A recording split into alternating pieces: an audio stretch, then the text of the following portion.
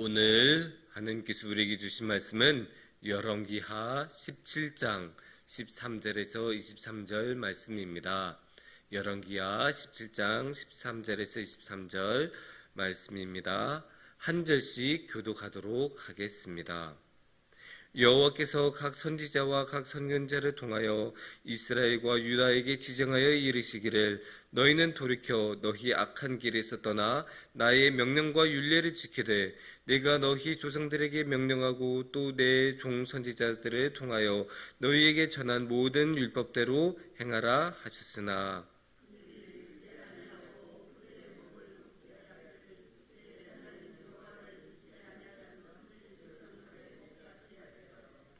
여호와의 율례와 여호와께서 그들의 조상들과 더불어 세우신 언약과 경계하신 말씀을 버리고 허무한 것을 뒤따라 허망하며 또 여호와께서 명령하사 따르지 말라 하신 사방 이방 사람을 따라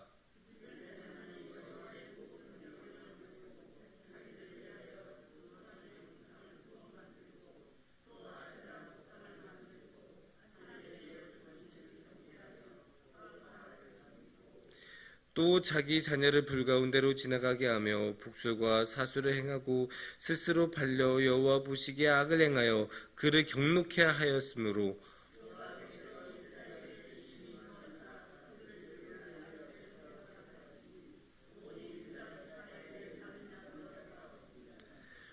유다도 그들의 하나님 여호와의 명령을 지키지 아니하였고 이스라엘 사람들이 만든 관습을 행하였으므로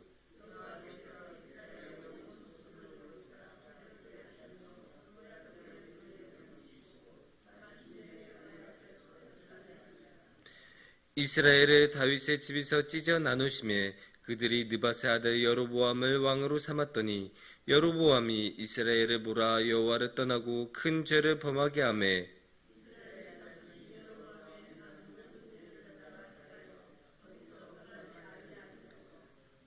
여호와께서 그의 종 모든 선지자를 통하여 하신 말씀대로 드디어 이스라엘을 그 앞에서 내쫓으신지라.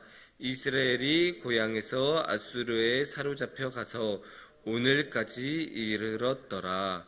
아멘. 사랑하는 성도님들, 우리가 책을 읽을 때가 있죠. 독서는 마음의 양식이라고 해서 우리가 책을 딱 읽을 때가 있는데 우리가 그 읽은 책을 딱 읽고 이 책에 대한 평가는 언제 합니까? 마지막 책장을 딱 넘기고 다 읽었을 때 하기 시작하죠. 왜냐면 우리가 중간 정도 읽었다가 이 정도는 이 책은 이런 책이야 라고 평가했는데 나중에 다른 내용이 나오면 민망하잖아요. 그러면 이제 이상한 평가가 될 수 있기 때문에 우리가 보통 한 책에 대한 평가는 다 읽고 나서 합니다. 오늘의 말씀을 보면 오늘의 말씀에도 평가가 나옵니다. 이것은 하나님께서 평가를 내리신 건데 어디에 대한 평가냐 하면 북이스라엘 그리고 이스라엘 족속에 대한 평가입니다.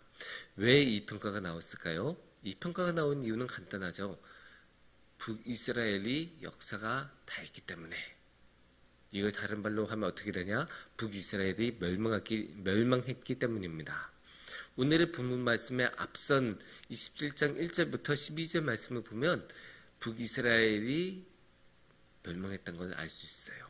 특히 6절을 보면 이런 식으로 말씀이 나오는데요. 호세아 제9년에 아수르 왕이 사마리아를 점령하고 이스라엘 사람을 사로잡아 아수르로 끌어다가 고산 강가에 있는 할라와 하볼과 메대 사람의 여러 고을에 두었더라. 아멘. 이렇게 말씀이 나오죠. 그러니까 아수르 왕이 사마리아를 점령하고 수도를 점령하면 그 나라는 끝난 거예요. 그러니까 여기서 열왕기의 기하에서는 아수르가 북이스라엘을 멸망시켰다라고 말씀하고 있습니다. 그거는 북이스라엘의 역사가 딱 끝났다는 거죠.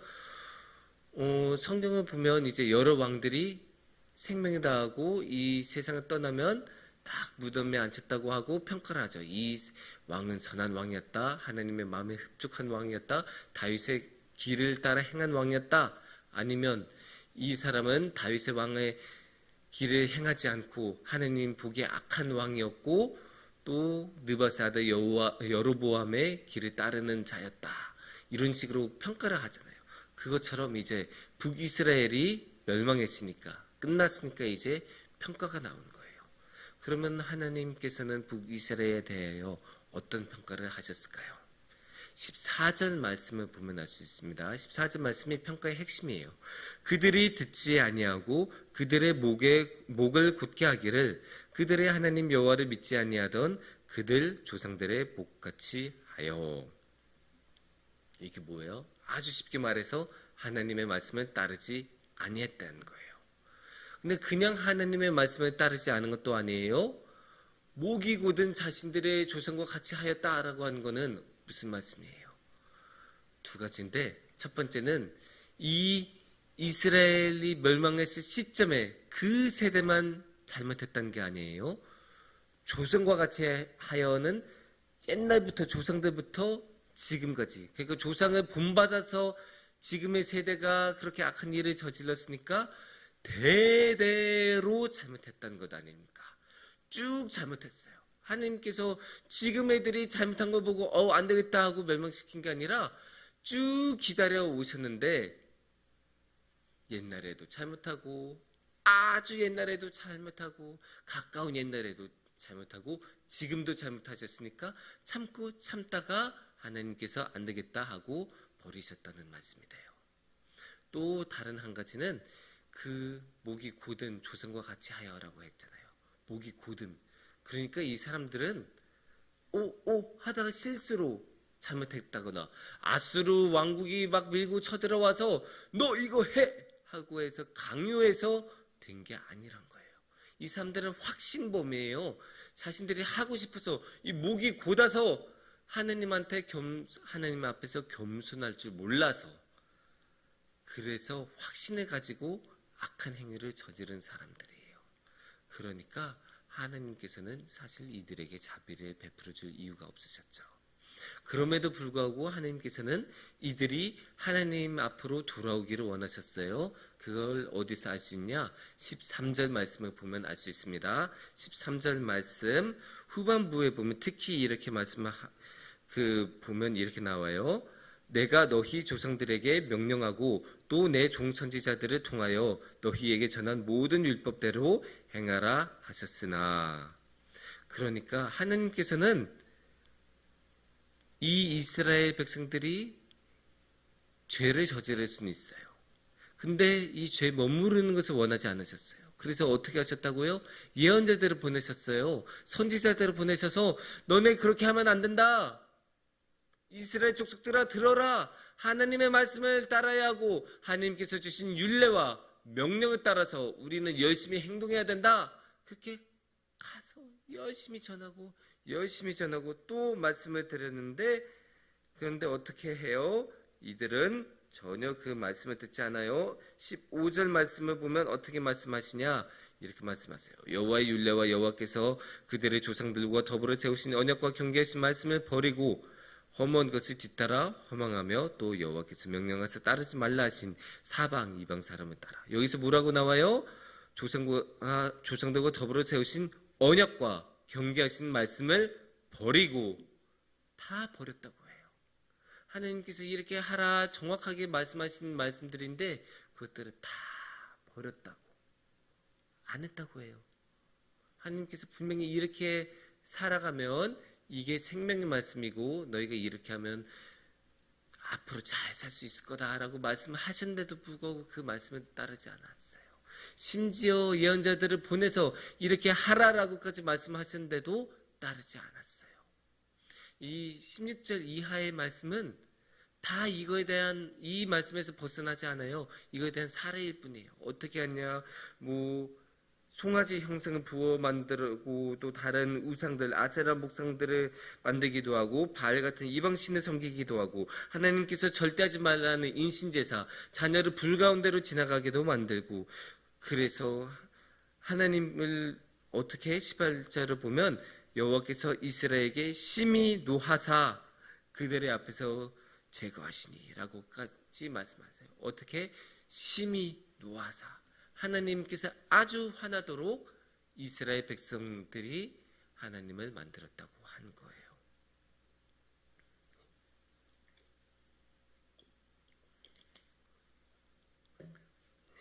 근데 이제 이 이스라엘의 그 역사의 비극은 다 어디서 나왔냐? 다라고 말하기는 조금 그렇지만 이 21절 말씀을 우리가 같이 볼 필요가 있죠. 이스라엘을 다윗의 집에서 찢어 나누심에 그들이 느밧의 아들 여로보암을 왕으로 삼았더니 여로보암이 이스라엘을 몰아 여호와를 떠나고 큰 죄를 범하게 하매. 그러니까 이 여로보암 이 왕이 되었는데 북이스라엘이 형성이 되고 나서 이 여로보암이 왕이 되었는데 이 여로보암이 어떻게 했다고요? 이 이스라엘 족속을 다 악한 길로 인도했다고 해요. 그래서 우리 계속 열왕기하 읽어왔잖아요. 열왕기하에서 북이스라엘 왕들에 대해 어떻게 평가하죠? 느밧의 아들 여로보암의 길을 따라 행하였더라. 여로보암의 죄가 그에게 임하였더라. 다 그런 식으로 표현하잖아요. 그러니까 이 여로보암 왕을 원흉이라고 생각한 거예요. 그래서 이 여로보암의 죄악에 따라 다 모두 행하는데 이 여로보암이 언제 왕이에요? 북이스라엘의 첫 번째 왕이에요. 그러니까 이 말씀은 무슨 뜻이냐?